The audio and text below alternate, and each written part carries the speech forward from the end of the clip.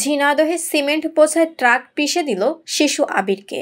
সুলতান আল এনামের video চিত্রে দেখুন বিস্তারিত। ঝিনাইদহের শৈলকুপার ভাটই বাজারে ট্রাকের চাপায় পিষ্ট হয়ে আবির হোসেন নামের শিশু নিহত হয়েছে।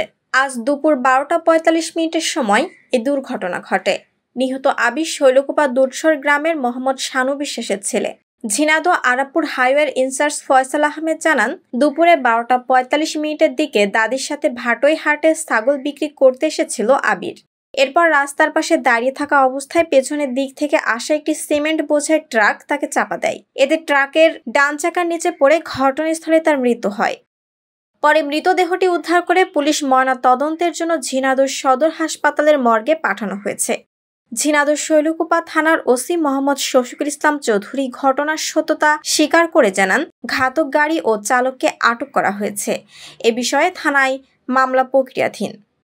শিলা আক্তার, বিজেটিভি নিউজ।